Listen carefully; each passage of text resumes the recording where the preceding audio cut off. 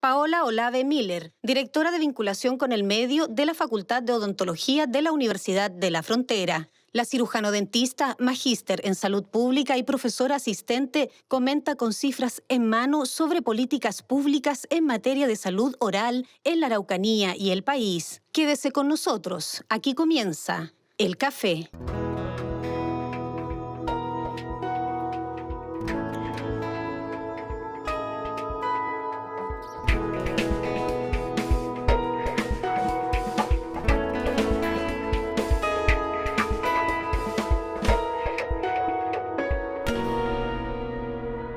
¿Cómo están ustedes? Bienvenidos a este nuevo capítulo de El Café, acá en las pantallas de Ufrovisión. Como habrán visto, vamos a conversar con una profesional de la Facultad de Odontología de acá de la Universidad de la Frontera, a quien le damos la bienvenida. Hola, Paola.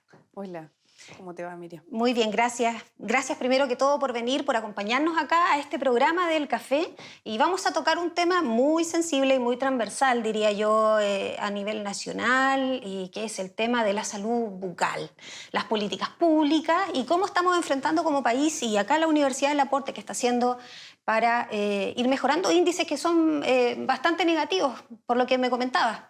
Sí, claro, tenemos en realidad un problema de salud pública bastante transversal, como decías tú, y que se encuentra a nivel de todo el ciclo vital y en donde se va agravando también a medida que va aumentando la edad de las personas. Tenemos, por ejemplo, que el 50% de los niños de 4 años ya presentan caries, que es la patología, ¿cierto?, más prevalente en términos de salud oral.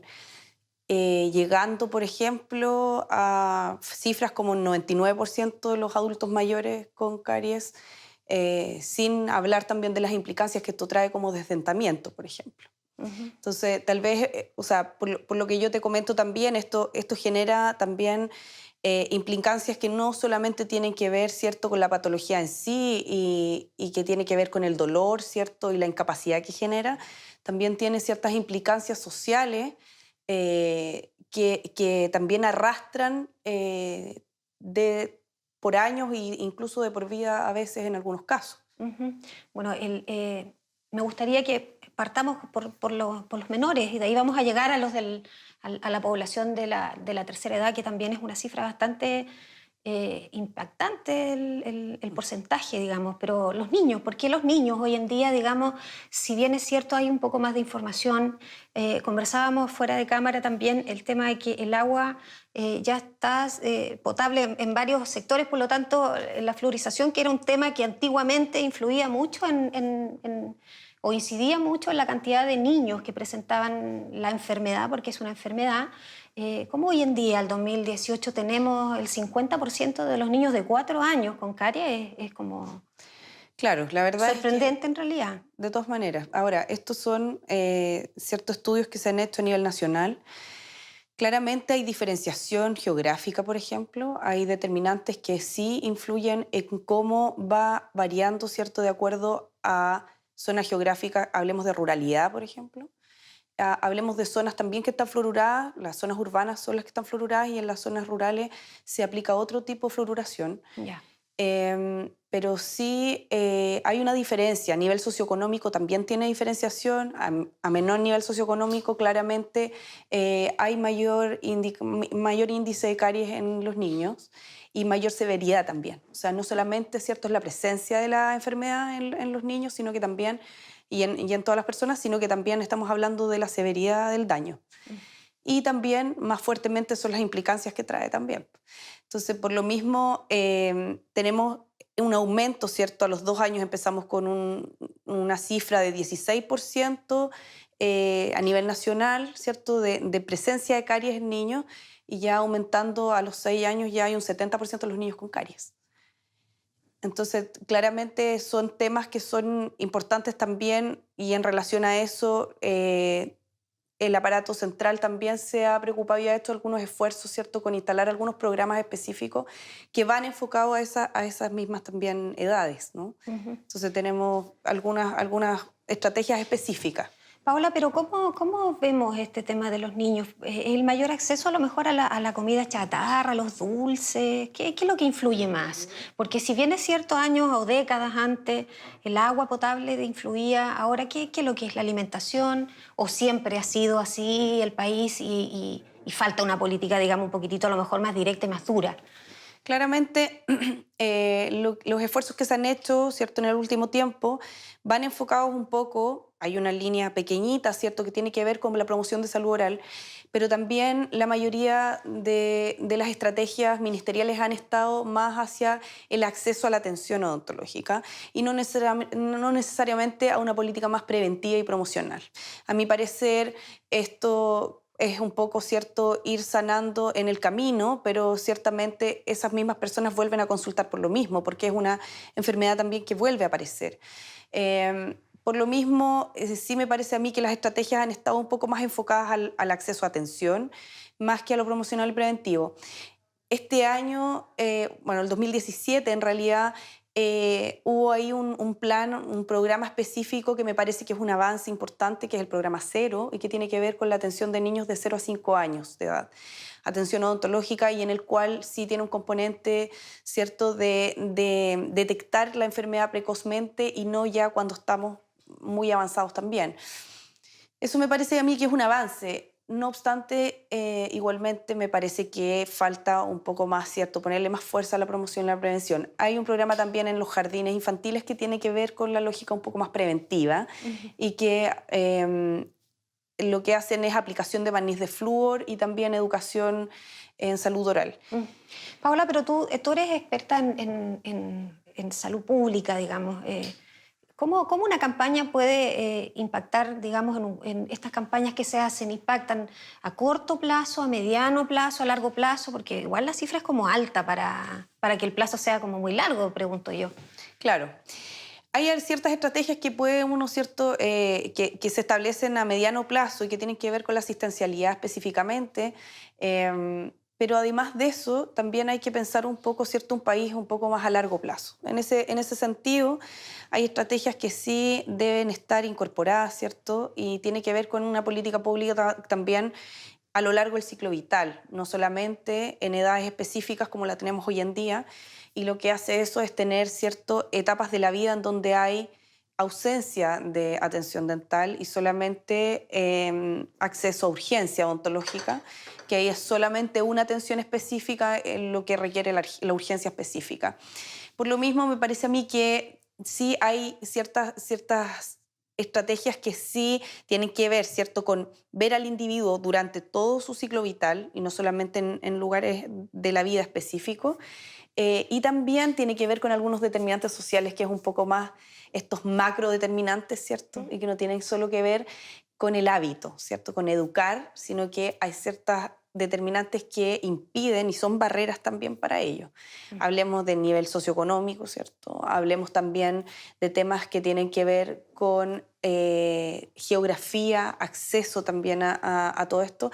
Y de alguna manera en cómo nosotros generamos estrategias que son un poco más de la salud colectiva. Y ahí yo creo que hay algo que no se ha hecho todavía a nivel ministerial y que hay algunas cosas, ¿cierto?, que son algunas herramientas que se han tomado, pero muy localizadamente y que ¿Cómo tienen, cuáles herramientas? por ejemplo, con este tema de la educación un poco a nivel más colectivo. O sea, en el momento que uno, ¿cierto?, trabaja más con la comunidad y como también se establecen estrategias participativas de educación y no solamente en esta lógica de que solo educo en el momento que el paciente llega al box dental y en donde yo le digo tú tienes que cepillarte los dientes después de cada comida, que es solamente una instrucción, ¿sí? No hay un apoyo en base a eso, un apoyo social, ¿cierto? Y ese apoyo social sí se requiere en base a estrategias que son comunitarias específicamente. Y ahí me parece a mí que nosotros como universidad hemos generado ahí un programa que lleva 10 años ya de trayectoria y que se llama Formación de Monitores de Salud Oral. Y Ok. son monitores comunitarios. Ujú. Y ahí me parece a mí que hay un nicho y una oportunidad para poder generar estrategias que son más a largo plazo también. Ujú. Oye, antes de ir al tema del acceso, me gustaría que me cuentes un poco sobre estos monitores, cuál es el trabajo que ellos realizan, cómo llegan a ser monitores además. Son alumnos, me imagino, de la facultad. Mira, esto se genera en base a... Es un programa que está establecido dentro del internado de odontología. Eso quiere decir que es estudiantes de último año de la carrera de odontología. Ellos están insertos dentro de distintos campos clínicos. Eso quiere decir, la mayoría son centros de salud de atención primaria. En la región y fuera de la región, estamos en muchas comunas. Eh, y dentro de esta lógica, este programa lo que genera es que estos estudiantes se acercan a un establecimiento educacional en donde buscan alumnos, en general, más o menos de 9, 10 años, ¿cierto? Para que ellos sean monitores de su propia comunidad escolar. Ujú. Eso quiere decir Entre sus pares, digamos. que forman a estos monitores para que ellos tengan, ¿cierto?, el contenido bien clarito, pero también algunas habilidades que practican para poder ser líderes dentro de sus comunidades. Esto quiere decir dentro de su curso, por ejemplo, y en donde también generan entonces esta lógica de decir, bueno, ven el tema de las colaciones, por ejemplo, conversan con sus compañeros, están no solamente con el tema del contenido, sino que es algo más a mediano plazo, ¿no? Son unos líderes dentro de su misma comunidad escolar. Ujú. Y siempre lógico, todo es perfectible y la idea de nosotros también es siempre dentro de este programa también el poder generar más redes interdisciplinarias de alguna manera, en donde podamos también que el sector salud se involucre más también con este mismo programa. En este sentido, sí están involucrados de alguna manera, ¿cierto?, los odontólogos que están supervisando estos internos. Ellos están involucrados, pero siempre esto puede ir, ¿cierto?, fortaleciéndose. Eh, a mi modo de ver, ese es un programa muy potente y que tiene esta lógica un poco más de estrategia comunitaria de educación. Ujú. Oye, me gustaría que fuéramos al tema del el acceso. El acceso odontológico no es, digamos, una prioridad dentro de los programas de salud, digamos, ministeriales. ¿Están así todavía? ¿Hay más acceso que antes? Hay ¿Cuánto acceso esfuerzos. tenemos los chilenos Hay ahí? algunos esfuerzos que se han hecho, ¿cierto?, en las últimas décadas, más que lo que había históricamente, pero la realidad es que a mí me parece que es una deuda, es un tema invisibilizado. Se habla en salud que hay dos grandes temas invisibilizados, es la salud oral y la salud mental. En general, sí me parece a Sí. mí que ha estado, ¿cierto?, normalizada la enfermedad en salud oral. Es normal que alguien tenga caries, es normal que alguien tenga alguna enfermedad, ¿cierto?, periodontal. Entonces, de alguna manera, sí, se han hecho esfuerzos, hay mayor acceso, se han hecho estrategias específicas, como yo te decía, que son programas muy específicos, Ujú. como los adultos no tienen acceso, por ejemplo, a una atención integral. Lo que se hace es un programa, ¿cierto?, de morbilidad y lo que les genera alguna atención, pero es a una proporción pequeña en relación a la problemática que Claro. tienen a nivel transversal. Entonces, claro, hay algunos, sí lo que tenemos son garantías explícitas en salud, que son los GES que tenemos en este momento en salud oral, que eso sí, de alguna manera, garantizan la atención odontológica. Pero una cosa es que garantice y lo otro es que haya horas, porque el tema las listas de espera no solamente odontológicas, vamos un poco a ese punto. Sí, lo que pasa es que la garantía lo que genera y lo que establece es que sí ese paciente tiene que ser atendido en un tiempo determinado. Urgencia en el fondo, ¿no? No solo urgencias, tenemos atención odontológica integral de 6 años, Ujú. tenemos adultos mayores de 60 años, atención integral de adultos de 60 años, y esos a mi parecer han sido dos grandes ciertos GES que ha sido un poco diferente. La urgencia en general siempre se atendió durante los años anteriores, ahora sí tiene una garantía. La embarazada también es un grupo prioritario y que tiene un GES, ¿cierto?, que lo garantiza. Sí. Lo que sí, una cosa es la garantía y otra cosa es la información en relación a la garantía. O sea, yo Ok. puedo estar, ¿cierto?, diciendo que hay una garantía de la atención odontológica a los niños de 6 años, pero ¿cuántos mamás de niños de 6 años saben que tienen ese acceso, cierto, odontológico? Claro, no es muy, muy difundido en realidad. Sí. Entonces también ahí hay una brecha, ¿no?, de información que no es menor. Ujú. Y por otro lado, hay algunas patologías y también necesidades de atención que no tienen que ver solamente con el GES, sino que son no GES, entonces finalmente quedan como problemas de salud que no son priorizados. Y en ese caso, sí, nosotros tenemos listas de espera que son bastante amplias, ¿sí? ¿Cuáles son esos números? Ortodoncia es la que lleva cierto el liderazgo mayor. Ahí hay una lista de espera de 100.000 personas a 2017, en donde 100.000 50.000, personas en lista de espera. 100.000 personas en lista de espera, donde la mitad de ellos llevan más de 2 años esperando. O sea, esa pieza ya la deben haber perdido, ¿no? No, en ortodoncia estamos hablando, ¿cierto?, que tiene que ver con aparatología, ¿cierto?, con esta lógica de poner aparato de Ah, ortodoncia, ok. ¿sí? Eh, Pero la gente después de tanto tiempo pierde un poco el interés, ¿o no? Porque igual el tema de la estética, digamos, ya es una más opcional que Ahí está dentro de las implicancias que tiene, ¿cierto?, la odontología. Y a mí me parece que hay una parte, ¿cierto?, que tiene que ver con la enfermedad y con esta lógica de la dinámica enfermedad y salud, pero también tiene que ver con otras implicancias que tienen que ver con sociales, estéticas, culturales, también de autoestima, de inserción laboral, que también hay varios estudios que dan cuenta de eso.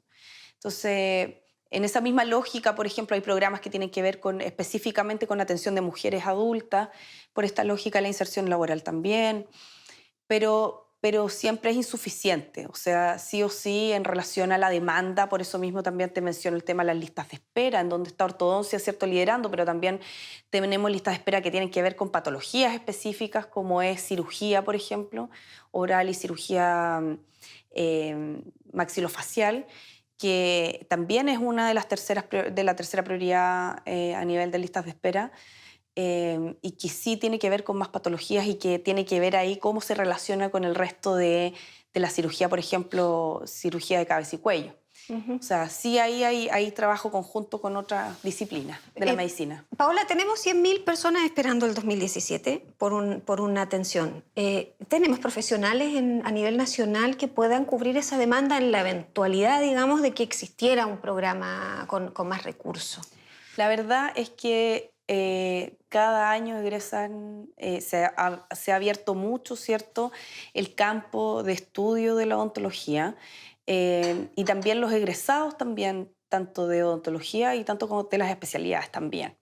Entonces, sí hay profesionales. El tema es que no está el campo hoy en día, ¿cierto? Los cupos en el servicio público son limitados ¿Y y eso por un tema de recursos, de prioridades? de prioridades, claramente de prioridades de salud a nivel de políticas públicas. O sea, hay, si nosotros queremos dar más acceso, eso también tiene que ver con también aportar más recursos para poder generar esa. Y aportar recursos para atención, ¿cierto?, que tiene que ver con estas listas de espera, pero también en estrategias, como yo te comentaba, que tengan que ver con la prevención y promoción en vista, ¿cierto?, de lógicas un poco más a mediano y largo plazo, porque si no vamos a tener que siempre requerir más y más profesionales, ¿cierto? Claro. Y las patologías vuelven también a ser cada vez. Las preocupaciones en odontología también van cambiando. La estética ha sido, ¿cierto?, una de las preocupaciones más importantes en el último tiempo, en donde también cobra fuerza también, por ejemplo, los blanqueamientos. Entonces, si estamos hablando también de necesidades, las necesidades siempre pueden ser, ¿cierto?, ilimitadas en general. Ilimitada, claro. Entonces, en esa lógica, por eso también hay que tener algunos pilares fundamentales que también tiene que ver con la atención odontológica, pero también está otra lógica que tiene que ver con anticiparse a la enfermedad. Ujú. Paola, vamos al tema de los adultos mayores. El porcentaje es bastante amplio, 90%. Sí, 99%, pero además de eso, que a mí me parece 90%. que ¿Qué es lo que pasa con los adultos mayores? ¿Por qué tan... Casi todos, digamos, tienen la enfermedad? una de las consecuencias más fuertes, ¿cierto?, de la caries y la enfermedad periodontal en general, que son enfermedades que son las más prevalentes en salud oral, es el tema de la pérdida dentaria. Y es tan grave este tema que en realidad estamos hablando que solo un 1% de nuestros adultos mayores conserva sus piezas dentarias en boca. Un 1%. Bueno, ellos también hay que ir al contexto de que fueron niños, digamos, adolescentes o adultos jóvenes en otras décadas del país donde tampoco había muchos profesionales. Claro. Pero en este momento, por ejemplo, en los adultos tenemos desdentados parciales, o sea, un porcentaje de un 70% de desdentados parciales. O sea, y en adultos mayores, desdentados parciales son 70%, pero hay un 30% que es desdentado total. Y esa implicancia, o sea, las consecuencias que trae este desdentamiento total son bastante fuertes y tiene que ver con un tema de salud general. Y ahí yo creo que también ahí hay un llamado a un poco a volver, ¿cierto?, esta lógica de decir la salud oral es parte de mi salud general, y en donde, por ejemplo, tenemos adultos mayores desnutridos o con malnutrición No se por puede el tema de los alimentar. desdentados totales. O sea, el desdentamiento total también tiene implicancia de salud general. Entonces, tenemos ahí un porcentaje alto de desdentados totales que es un 30%. ¿Y las políticas públicas a la tercera edad, cómo están, digamos, comparadas con otros segmentos de la población? Sí, hay un GES ahora que te comentaba yo, que es una garantía explícita que está a los 60 años, pero es como una foto. O sea, tú tienes 60 años y tienes atención integral odontológica. Si tú tienes 61, ya no la tienes. Ah, es solo 60. Solo Y 60. los que pasaron de los 60 ya no No pueden. tienen. O sea, es... Entonces, Bueno, por eso algunos sin candidatos comentarios. presidenciales Es como también, raro. algunos candidatos presidenciales también Sí. establecieron que había que Chile es muy ampliar, particular para sus políticas ampliar públicas. eso, claro. Entonces ahí también genera ¿Cuál es el una criterio brecha. de poner una edad solo fija y... A mi parecer son recursos, son recursos. Finalmente, si uno amplía también, tiene que finalmente intervenir con el tema de recursos también financieros para poder cubrir una mayor proporción de edades. Yo creo que es importante esta información, así que repitámosla para la gente que está cerca de esa edad o está en esa edad en este minuto y tiene acceso a este programa, al café, para que tome atención y pueda hacer uso de su garantía, que es de su derecho en el fondo. De todas maneras. Mm. O sea, ahí hay una ¿Qué es lo que tiene que garantía. hacer? Acercarse Acercarse a un centro de salud de atención primaria. Eso quiere decir los consultorios. Solo en Su consultorio. consultorio donde está inscrito, ¿sí? Y ahí tiene la garantía en donde ahí tiene que ser atendido, ¿no? Entonces, es de esa manera. Esa es la garantía que tienen. Y la ISAPRE también tiene que dar acceso a Alguna eso. cobertura. Sí. Sí, las ISAPRES como que tienden de repente a esa información no difundirla mucho, idea mía. A nivel general, yo creo que es transversal, no solo de las ISAPRES. Yo creo que también a nivel ministerial también falta información. O sea, para que toda la gente se entere finalmente, porque son los momentos, ¿cierto?, que están garantizados en este momento. Pero estas políticas públicas vienen desde cuándo aplicándose. Mira, en la última década no es más allá que eso, en realidad. O sea, las garantías explícitas de salud, ¿cierto?, empezaron, ¿cierto?, a incorporarse y dentro de ellas está salud oral, pero no llevamos, por ejemplo, 5 décadas con el GES, ¿ya? Y esta política pública así tan, digamos, particular, sin mayor información, ¿va a tener impacto después de cuánto tiempo? Debería ¿O tener qué impacto, impacto va a por tener? ejemplo, en los adultos mayores en general tienen atención odontológica, ¿cierto?, integral, y eso quiere decir que también le incorpora la rehabilitación. O sea, prótesis, por ejemplo, están incorporadas dentro de la canasta que incorpora ciertos estos tratamientos. Entonces las personas igual se rehabilitan y vuelven, tú sabes que una persona desdentada, parcial o total, también hay un tema comunicativo que va perdiendo. Entonces, sí o sí, esta rehabilitación con las prótesis también implican varias áreas de su vida que van mejorando, ¿sí? Entonces hay temas de calidad de vida ahí también que son importantes de relevar. Sí, que con el tratamiento sí logran un poco subsanar, ¿cierto?, algunas consecuencias que han tenido durante su vida en torno a la salud oral. Paola, ¿y por qué crees tú que las políticas públicas que tienen directa relación con la salud oral no son tan cotizadas, digamos, por los distintos gobiernos? No hablemos de ninguno particular, porque en el fondo son decisiones ministeriales. Absolutamente. Siempre hemos sido un poco un hermano muy pequeño, ¿cierto?, de la medicina general, y me parece a mí que esto debería ir cambiando y espero que sea así. La verdad es que se han hecho esfuerzos en las últimas décadas, pero insisto que son insuficientes para la necesidad. Pero sí, me parece a mí que tiene que ver un poco con esta visualización y un poco ponerlo sobre la mesa. Yo creo que en las últimas candidaturas sí algunos de los candidatos, ¿cierto?, hablaron de algunos cambios que se quería generar. El Colegio de Dentistas en general también ha tratado de hacer algún esfuerzo por su parte, de poder instalar algunos temas importantes. Este año también se hizo un trabajo que lideró la Universidad de Chile también, con muchos actores sociales, en donde se incorporó al Colegio de Dentistas también, para poder levantar cuáles eran las necesidades que se visualizaban, ¿cierto?, desde las distintas miradas en salud oral y que era lo necesario un poco, y se los entregaron a los distintos candidatos presidenciales. Ujú. Eso como fue como a nivel más formal. ¿Y la Universidad de la Frontera qué impacto ha generado o qué tipo de acciones precisamente para visualizar esta problemática o para hacer, digamos, un llamado de atención a las autoridades? Mira, la verdad es que la Universidad de la Frontera en general lleva una trayectoria bastante larga en términos de lo que se ha hecho a nivel de salud oral. Nuestros internos, nosotros tenemos 25 años, ¿cierto?, de formación de la carrera, de creación de la carrera, en donde desde siempre, desde la creación de la carrera, los estudiantes han sido gran parte de los centros de salud, de algunos centros de salud, ¿cierto?, como práctica. Ujú. Y en esa lógica siempre han aportado con la atención odontológica de pacientes que no necesariamente han estado priorizados, y también con promoción y educación en salud oral, que a mi parecer, ¿cierto?, el Ministerio no cuenta mucho con herramientas y recursos como para poder abarcar esta parte. Y la Universidad de la Frontera en general ha tenido ahí muy fuertemente, ¿cierto?, un trabajo detrás que ha sido muy potente, desde la formación de monitores de salud oral que te hablaba yo, pero también hay otros programas como Caries Cero, que es un programa que va desde el inicio de los internos también, y en donde también hacen atención odontológica de niños de primero básico, cuando el GES no existía, por ejemplo, el GES Ok. de 6 años. Oye, en investigación, ¿cómo está la Universidad de la Frontera, la Facultad de Odontología respecto a investigación territorial? Digamos, conocer, digamos, en qué condición está la región de la Araucanía en términos de salud oral.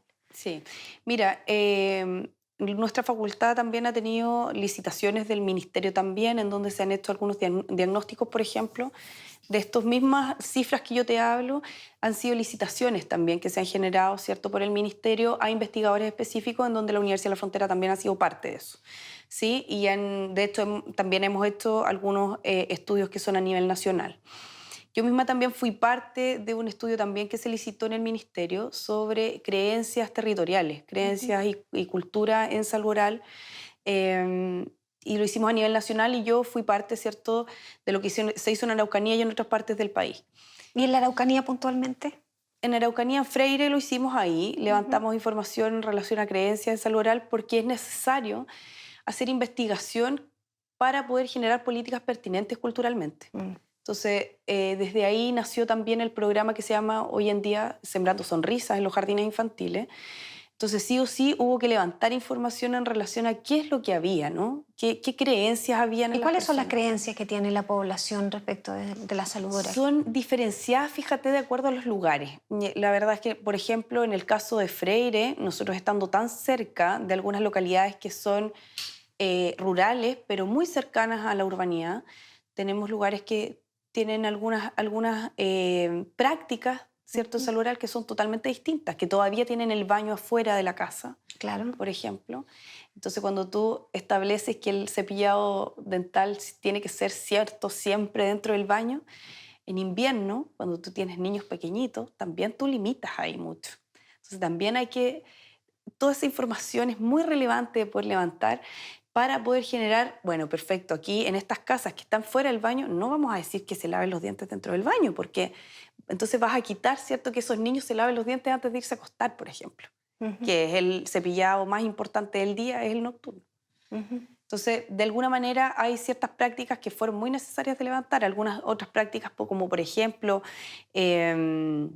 que tenían algunas prácticas de comer, de poner una papa bajo un charco de agua durante mucho tiempo y luego se comían eso porque era muy nutritivo.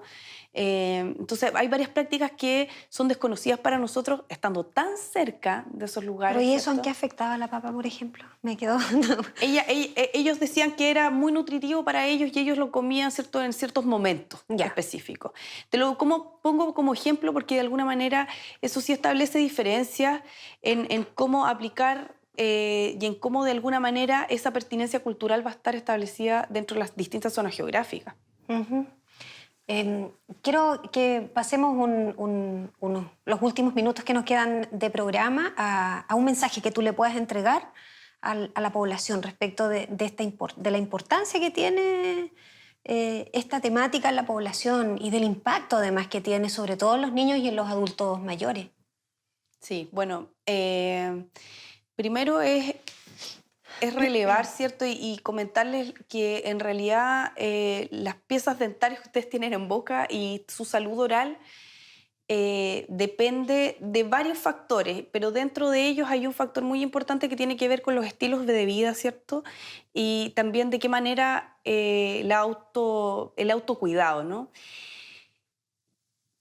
Le hago un llamado a las embarazadas, yo creo que desde ahí parte todo, ¿no? Cómo estas embarazadas van a cuidar, ¿cierto?, su misma salud oral al momento de estar embarazadas, de acercarse a tener este acceso a atención odontológica que tienen a través de la garantía explícita, pero además de cómo ellas se van a eh, implicar, ¿cierto?, dentro de este cuidado con el bebé recién nacido. O sea, yo creo que desde ahí parte. Si nosotros vemos en una lógica ciclo vital, este niño, ¿cierto?, y en esta instancia de niñez, de infancia, sí me parece a mí que es un momento muy propicio para poder generar esta importancia y cómo yo me doy cuenta, ¿cierto?, y cuido mi salud oral en relación a todos los factores externos que yo tengo, porque hoy en día sabemos que estamos bombardeados, a pesar de que hemos tenido políticas públicas, por ejemplo, que sacan los kioscos Claro. con comida chatarra dentro de los colegios, pero tenemos que a media cuadra hay negocios que venden comida chatarra, chocolates, papas fritas, etcétera, que no solamente me afectan a mi salud oral, ¿cierto?, sino a mi autocuidado, salud general. Entonces, de alguna manera sí me parece a mí que ahí la función que tienen los padres en ese momento de gestación y en ese momento de crianza, infancia, me parece que es muy relevante para poder que tengamos temas, ¿cierto?, un poco más a mediano y a largo plazo.